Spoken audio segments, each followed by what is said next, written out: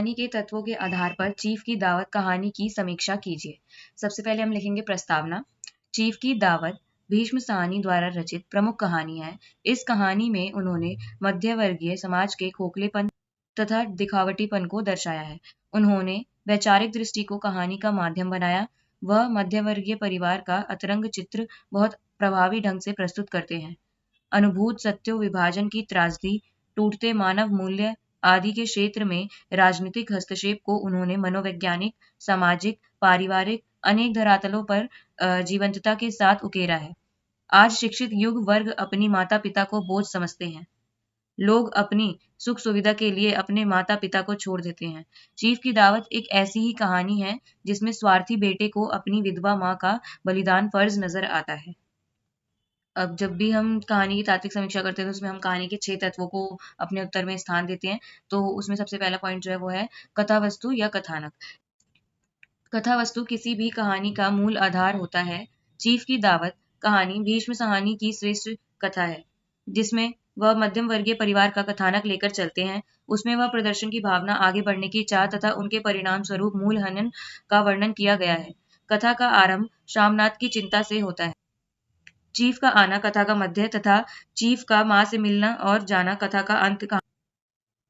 कहानी का नायक श्यामनाथ अपने मध्यम वर्गीय परिवार को आधुनिक बोझ से जकड़े हुए है। श्यामनाथ नौकरी पेशा व्यक्ति है। इनकी पदोन्नति चीफ साहब पर निर्भर करती है। श्यामनाथ अपनी हैसियत और परिस्थिति को ध्यान में रखकर जीना कबूल नहीं करते। श्यामनाथ ने घर को खूब सजाया संवारा है। कमरे की सफाई, घर के सामान उनकी जगह पर रखा है।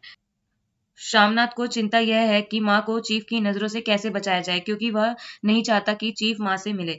कुछ देर बाद चीफ आता है। उसकी नजर माँ पर पड़ती है। वह माँ से अच्छे से बात करते हैं और चीफ माँ को भारतीय संस्कृति का प्रतीक रूप मानते हैं।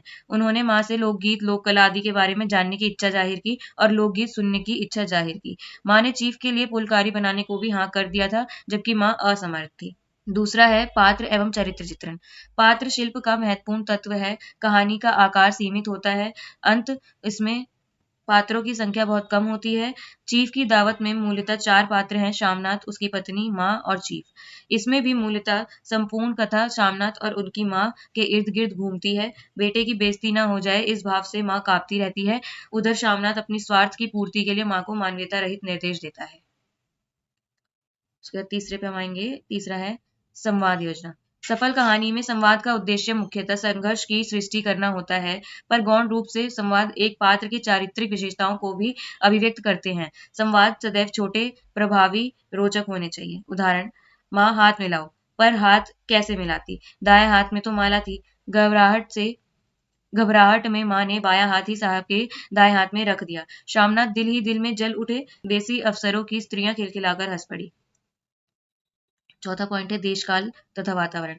देशकाल का विचार भी कहानी में आवश्यक है। कहानी एक लघुकाय रचना होती है। उसमें किसी एक स्थान और एक समय की घटनाओं का चित्रण ही होता है। वातावरण का मूल कथा के साथ जुड़ा होना बहुत आवश्यक है। इससे कहानी में स्वाभाविकता का समावेश होता है। चीफ की दावत कहानी में लेखक ने आंतरिक और बाह्य वातावरण दोनों को उभारा है। पांचवा पॉइंट है भाषा शैली। आज के युग में कहानी सबसे लोकप्रिय विधा है। कहानीकार जीवन को अत्यंत निकट से देखकर जीवन के यथार्थ एवं आदर्श को उसमें चित्रित करता है। इसलिए उसे देशकाल, पात्र एवं भाव के अनुसार भाषा और अभिव्यंजना शैली का प्रयोग करना पड़ता है।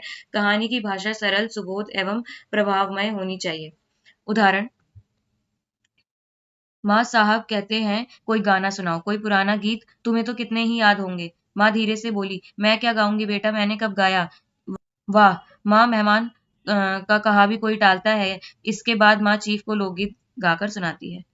अंत में हम लिखते हैं उद्देश्य। सामान्य रूप में कहानी का उद्देश्य मनोरंजन होता है। साथ ही उसमें जीवन संबंधी विभिन्न दृष्टिकोण भी चित्रित किए जाते हैं।